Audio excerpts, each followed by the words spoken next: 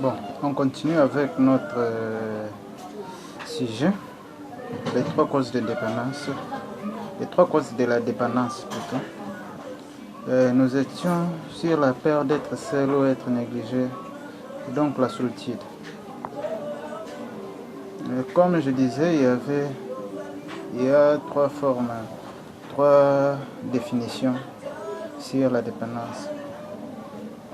Il y a d'abord le rapport de liaison étroite entre quelque chose et ce qui les conditionne, une pensée dominante ou une idée dominante de subordination ou soumission, être dans ou sous la dépendance de quelque chose ou de quelqu'un. Ça, c'est la définition, quelque sorte de définition de la dépendance.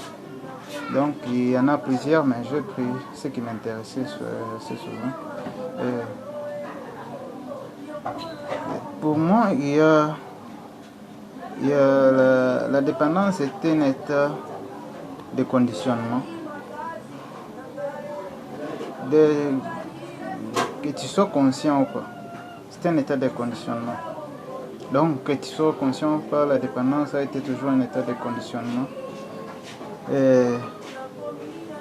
Et souvent, une chose devient dépendante. Une chose devient dépendante assez souvent lorsqu'on s'aperçoit et puis qu'on a besoin. Souvent, quand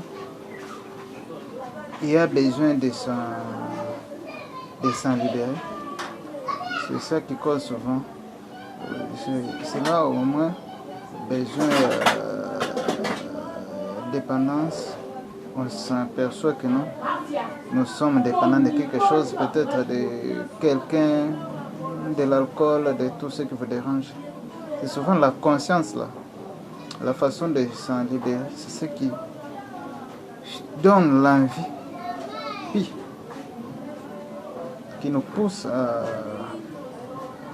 se libérer de notre conditionnement qui est la dépendance.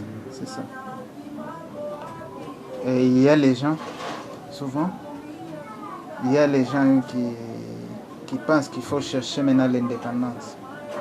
Or, l'indépendance, ce n'est pas la dépendance. L'indépendance, c'est le contraire de la dépendance.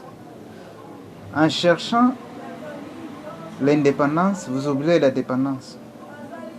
Ça, c'est selon mes recherches. Selon mes recherches, parce que la dépendance et l'indépendance n'est pas la même chose. Souvent, les gens qui cherchent l'indépendance tombe toujours dans le même piège. C'est pourquoi je voulais un peu vous donner quelques conseils qui peuvent aussi vous aider sur la dépendance entre l'homme et la femme.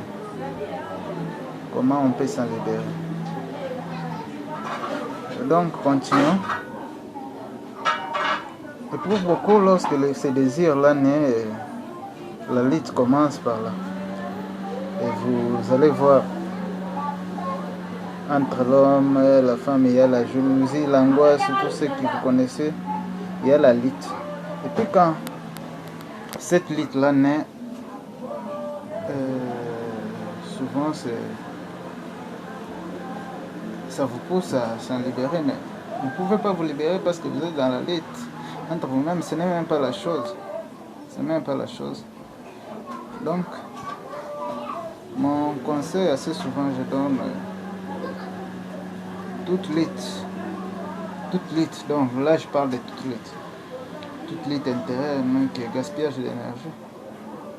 Souvent on ne sait pas, mais toute lutte n'est que gaspillage d'énergie, on gaspille souvent l'énergie sans le savoir. C'est pourquoi si vous êtes averti, il faut souvent éviter de lutter. Et regardez bien la chose, regardez bien la dépendance. Vous dépendez de quoi? Vous dépendez de l'homme, de l'alcool, des cigarettes. Mais il faut vous attaquer par là. C'est ça même le problème, il faut commencer par là. Chercher l'indépendance n'a toujours pas donné de bonnes solutions. Vous pouvez voir les pays assez souvent qui ont cherché l'indépendance, ils sont toujours dépendants.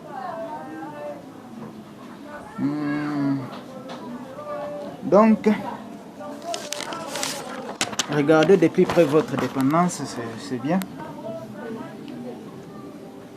Quel est l'intérêt à y rester ou abandonner? Allez tout doucement.